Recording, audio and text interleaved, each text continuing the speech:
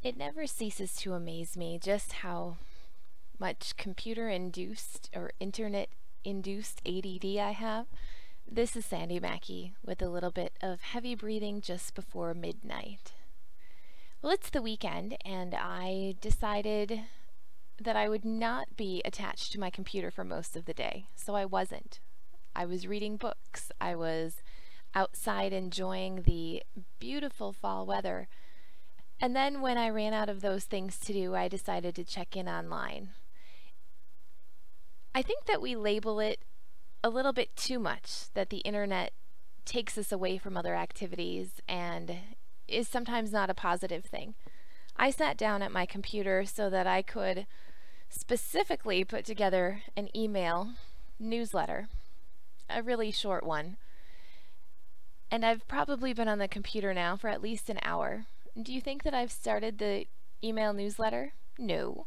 I did log into the account where I can make it, and then I was popping over into Facebook to see what my cool friends had to say.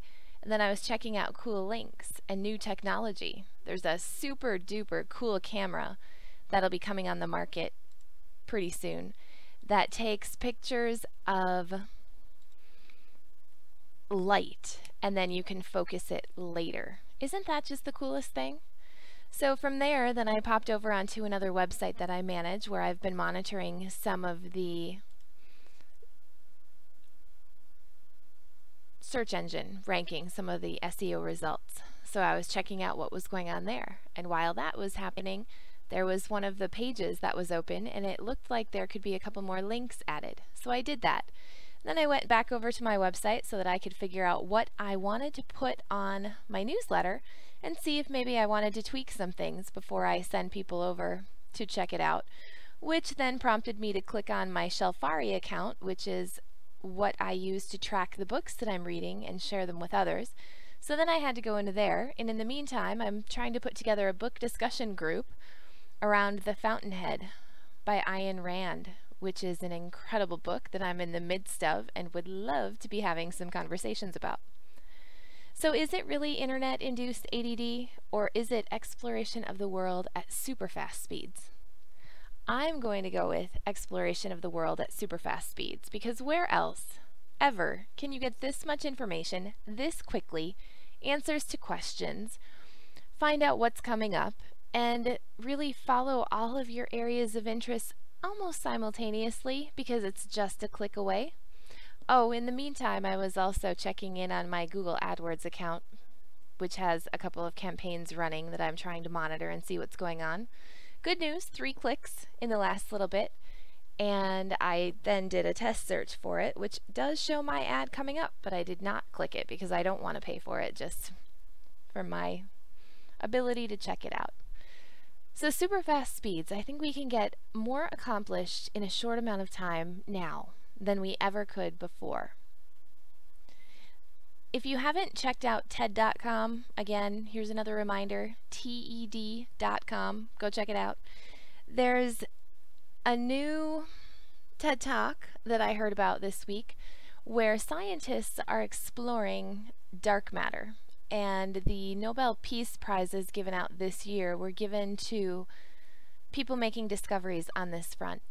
And one of the things that was said in relation to this dark matter is that there is more of it being found and it is accelerating. The universe in its growth in this area is accelerating, which is apparently contrary to what may have been believed in the past. I would say that with our ability to link up to all the information that's available in the world, and now that we have systems to be able to share it with one another and download it, I think that we're becoming more productive and all of these new connections are being made, that it's a really positive thing. It could be taken overboard, just like anything could be taken overboard. And I know there's critics who say that people are spending too much time in front of the computer and they're not outside and being active enough. And you know, for everything that is good, you can find something that is not so good. I think the thing to remember is that it's all about being in balance.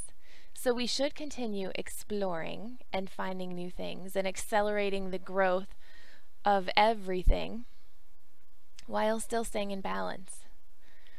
One of the points about this super connectedness to information that I would like to make is to anybody who says that spending so much time on the internet is detrimental because of lack of ability to communicate with people in person, because people are starting to talk in shorthand, because you communicate differently over the internet than you do in real life. And I do agree all these things are true. I do an audio recording because when I speak, information is coming from a different part of me than when I think a thought and then I write the thought. I know that to be true. I know that my children are learning to communicate in a different way than I learned to communicate. I had to learn cursive handwriting. Do you think that I use cursive handwriting now? Not so much. I use a hybrid of cursive and printing and writing and scrolling and whatever it is that I feel compelled to do to get my point across.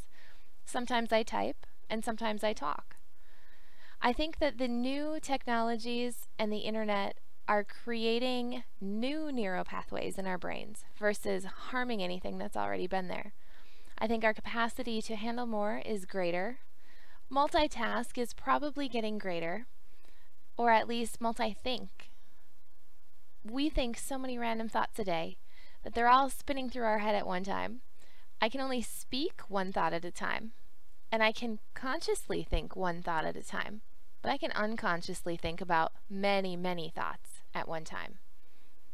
Have you ever tried meditating? Do that. You'll know what I mean.